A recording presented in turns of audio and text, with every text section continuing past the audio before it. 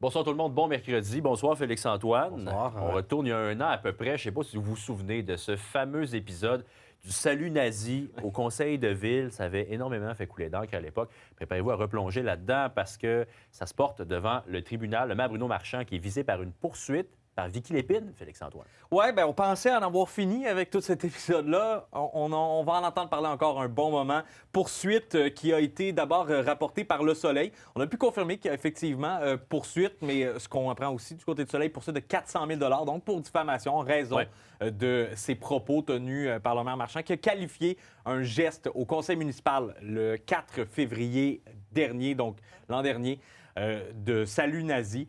Une histoire qui avait fait couler évidemment beaucoup d'encre à ce moment-là. Le maire Marchand qui s'est excusé quelques jours après. Mme Lépine, bon, qui avait jugé que ce n'était pas nécessaire, avait parlé de possibles poursuites. On est rendu. Si vous voulez vous rafraîchir un peu la mémoire, ben, je vous laisse réentendre l'altercation originale.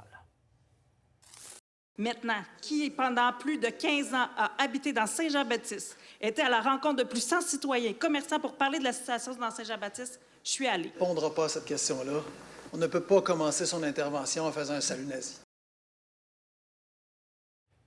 Bon, évidemment, toute cette histoire-là va se dérouler devant les tribunaux.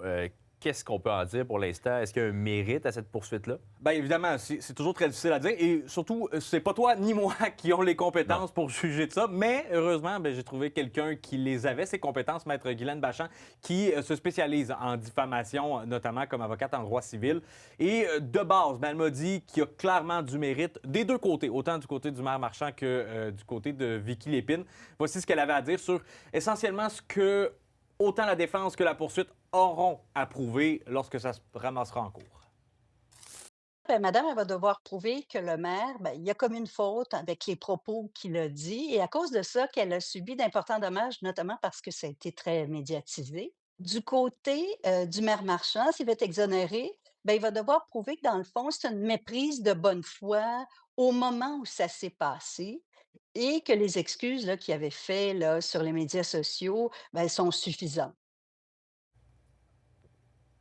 Bon, évidemment, tout ça va revenir dans les tribunaux, mais évidemment, à cause de l'affaire qui est judiciarisée, ben, le côté du maire Marchand, on a refusé de commenter quoi que ce soit et on n'a pas eu de nouvelles de la part de Vicky Lépine non plus.